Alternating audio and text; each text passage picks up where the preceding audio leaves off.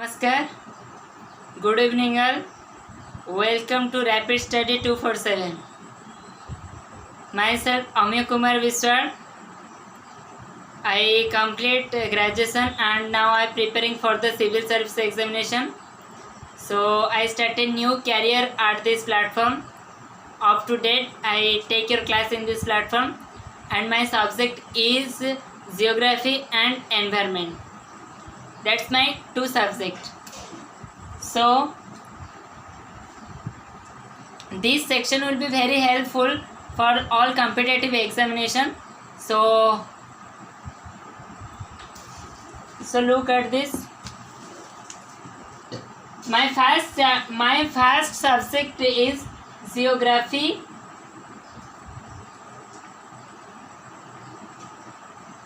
and second is environment.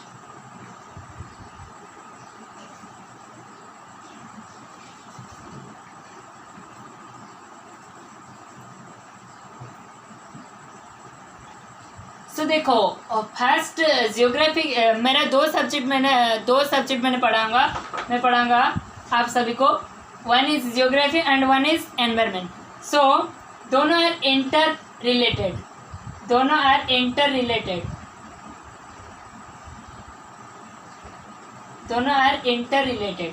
So geography के बारे में पहले जियोग्राफी के बारे में जानेंगे. ठीक है, पहले जियोग्राफी के बारे में जानेंगे. What is geography? Geography.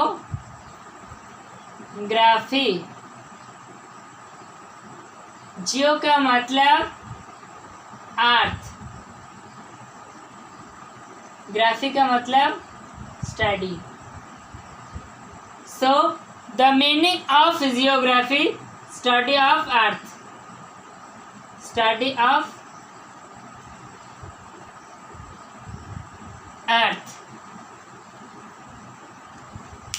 Geography मतलब स्टडी ऑफ अर्थ के बारे में पढ़ने के लिए, अर्थ के बारे में, ज्योग्राफी में अर्थ के बारे में हम पढ़ेंगे. तो ज्योग्राफी में बहुत सारे टर्म्स है. ठीक है, बहुत सारे ब्रांचेस है. Lack of branches in geography. तो ज्योग्राफी में बहुत सारे ब्रांचेस है. First is geography branches. Geography branches. First is geomorphology.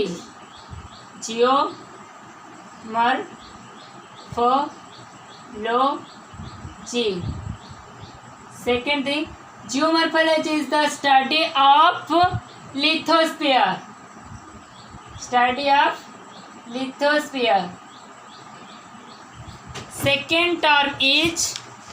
Second term is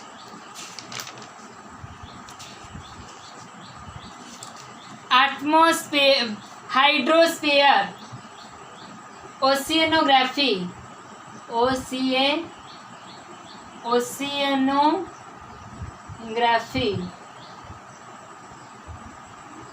is the study of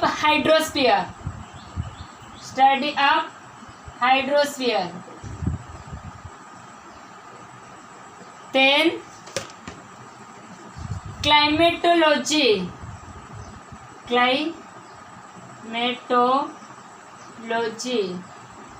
It is the study of atmosphere.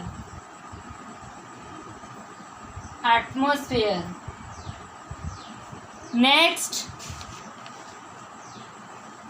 biogeography.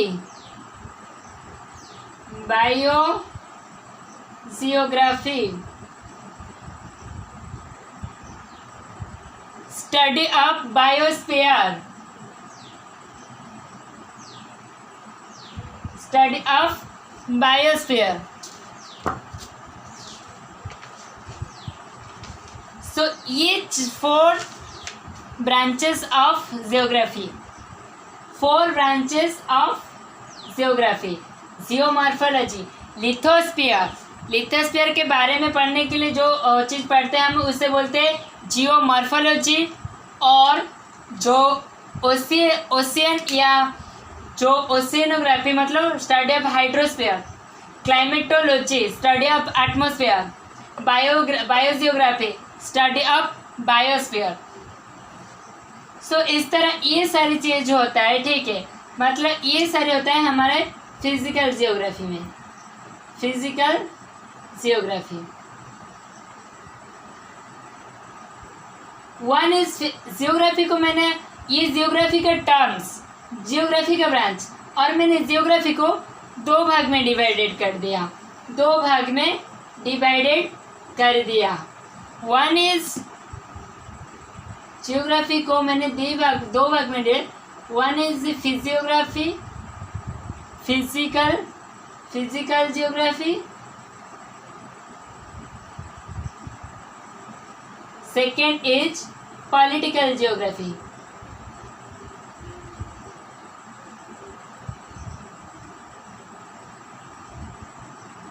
Political मतलब how many state, how many जो मतलब politics से आधार जो चीज़ है वो political geography. हमारा जो union territories and continent, countries, ये सारे होते हैं पॉलिटिकल जियोग्राफी। और फिजिकल जियोग्राफी में हम बहुत सारे जो टर्म मैंने बताया, स्टडी ऑफ लिथोस्फीयर, लिथोस्फीयर क्या है, जो अर्थ का स्ट्रक्चर किस तरह होते हैं, ये सारी चीज़ फिजिकल जियोग्राफी में पढ़ेंगे।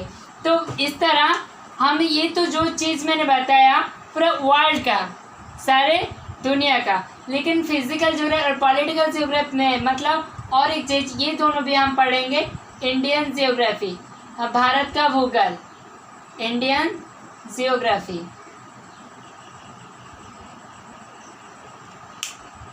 इंडियन जियोग्राफी हम पूरे बेसिक लेवल से जाएंगे, सारी की सारी चीज़ हम जानेंगे, ठीक है। तो देखो सारी चीज़ यहाँ पर मैंने बता दिया। जियोग्राफी क्या है, जियोग्राफी का ब्रांचेस मैंने बताया, जियोग्राफी को कितने भाग में डिवाइडेड किया, ठीक है। इस तरह ये जो जियोग्राफी, इंडिया वर्ल्ड जियोग्राफी के बारे में पढ़ेंगे, और इंडिया हमारे भारत का भूगोल भी हम पढ़ेंगे। तो जिस तरह मैंने स्लाइड के लिए स्लाइड कुछ बना, इतना भी बना नहीं हूँ, सो स्लाइड में कल तुम्हारा बना दूंगा, तो कल से तुम्हारा क्लास शुरू हो जाएगा फिजिकल जियोग्राफी का या एनवायरनमेंट का। इसी तरह फिजिकल जियोग्राफी के बारे में जिस तरह मैंने थोड़ा सा बताया, इस तरह एनवायरनमेंट के भी थोड़ा मैं बता रहा हूँ।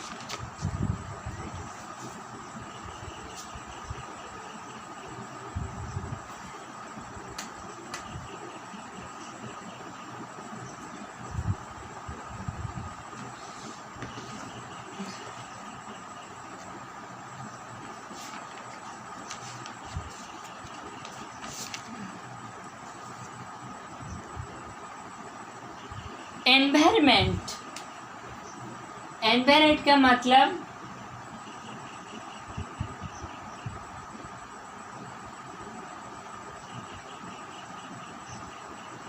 परिवेश, ठीक है। तो हमारे देखो मैंने जिस तरह पहले मैंने बताया, जो जियोग्राफी इंटरलिंक्ड है किसके साथ, हमारे एनवायरनमेंट के साथ। तो एनवायरनमेंट में बहुत सारी चीज़ हम पढ़ेंगे। एनवायरनमेंट के अंदर पहले पढ़ेंगे हम इकोलॉजी। इकोलॉजी क्या है, इकोलॉजी में बहुत सारे ब्रांचेस है, क्या, टेरेस्ट्रियल इकोसिस्टम, हमारा एक्वाटिक इकोसिस्टम, ग्रासलैंड, सारी की सारी इकोलॉजी इसके बारे में पढ़ेंगे। और क्या, बायोडाइवर्सिटी,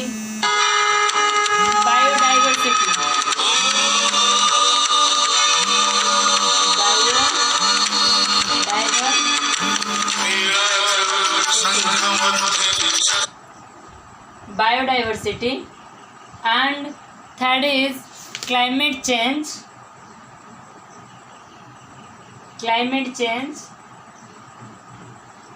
जिस तरह हमारे करंट टॉपिक चल रहा है करंट क्लाइमेट के चेंजेस से।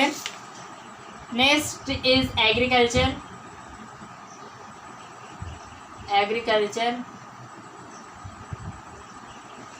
और नेक्स्ट इज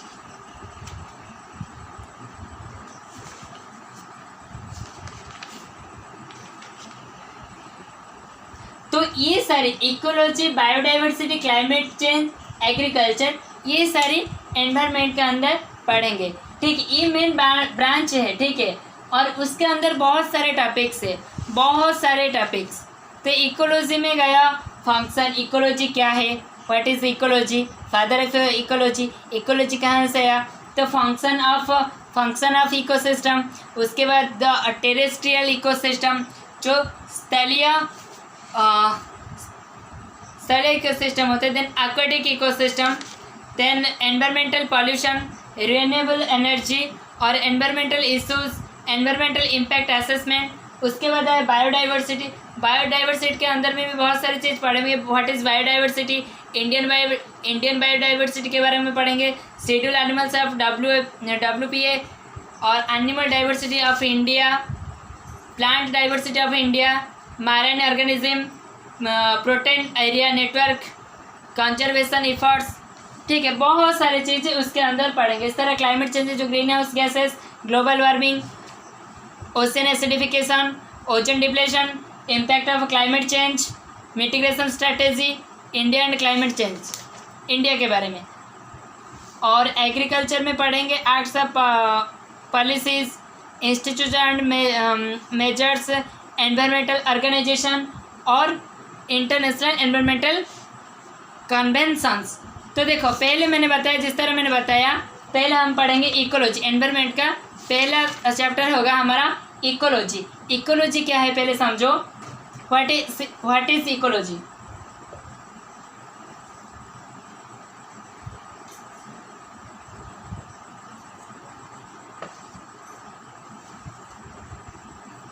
इकोलॉजी का मतलब इकोलॉजी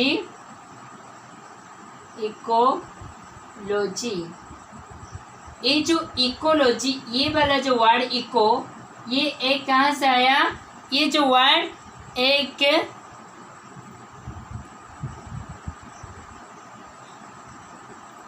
ये जो इको का मतलब ओइकस और ओइकस का मतलब लिविंग और जो लॉजी का मतलब मैंने बताया स्टडी। ठीक है, तो देखो इकोलॉजी का मतलब, इकोलॉजी जो वर्ड वो कहाँ से आया, ओइकस से आया। और ओइकस मीनिंग होम और क्या, प्लेस। होम, ओइकस का मतलब लिविंग प्लेस। ठीक है, तो मीनिंग होम या प्लेस टू लिव। ठीक है, इन एंड लोगस मीनिंग स्टडी। तो ये जो इकोलॉजी का मतलब जो, हाँ, जिस तरह जो लिविंग ऑर्गेनिज्म है उसका जो जहाँ पर रहते हैं, ठीक है, उनका जो निवास, ठीक है, ये उसे बोलते हैं इकोलॉजी। ठीक है, तो ये जो इकोलॉजी कहाँ से आया, ठीक है, इकोलॉजी का हिस्ट्री ऑफ इकोलॉजी, इकोलॉजी का टर्म कहाँ से आया, कहाँ से शुरू हुआ, सारी चीज़ हम बताएंगे। और इसमें जो दो कंपोनेंट्स है, जो इकोलॉजी को हमारे जो इकोलॉजी हमारे एनवायरनमेंट के साथ, हमारे जो लिविंग ऑर्गेनिज्म मतलब जो रहने के लिए, ठीक है, लिविंग प्लेस के लिए सारी चीज़। वन इज़ बायोटिक और एबायोटिक कंपोनेंट्स, दो कंपोनेंट्स वेरी इंपॉर्टेंट है जो ये एनवायरनमेंट को क्या इफेक्ट दे रहा है। तो वन इज़ बायोटिक और दूसरा इज एबायोटिक, टू कंपोनेंट्स। ठीक है, तो इकोलॉजी में टू कंपोनेंट्स आते हैं। ठीक है, वन इज बायोटिक और सेकेंड इज एबायोटिक। ठीक है, तो first is biotic and second is abiotic. Biotic के अंदर बहुत सारे जो लिविंग ऑर्गेनिज्म है, जैसे कि ऑल ग्रीन प्लांट्स और non green plants, decomposer, parasites, animals, man, ये सारी चीज़ कहाँ से जाते हैं, बायोटिक से। और ये जो एबायोटिक से जो होते हैं, energy, radiation, temperature, weather, atmosphere, gravity, topography, soil, ये सारी चीज़ कहाँ पर जाते हैं, एबायोटिक। ठीक है, जो बायोटिक और एबायोटिक दोनों में इंटरलिंक्ड है। अगर इन दोनों में कोई भी चीज़ नहीं रहेगा तो हमारा इकोसिस्टम मतलब इकोलॉजी नहीं चलेगा, हमारा इकोसिस्टम बाय इकोलॉजी नहीं चल पाएगा। ठीक है, तो दो कंपोनेंट्स इकोलॉजी का दो कंपोनेंट्स होता है, one is abiotic and one is biotic. तो देखो यहाँ पर दिया है the environment is defined as the sum total of living non living components influence and event surrounding on organism.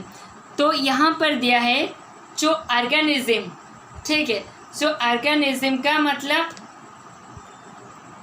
जो सराउंडिंग से मतलब जितने सारे लिविंग ऑर्गेनिज्म है उसके आसपास सराउंडिंग जितने सारी चीज़ें होते हैं वो दो लिमिटिंग फैक्टर लिमिटिंग फैक्टर के जरिए से हमारा इकोसिस्टम चल रहा है, वन इज बायोटिक और वन इज एबैटिक। ठीक है, बायोटिक और एबैटिक दोनों क्या इंटरलिंक्ड।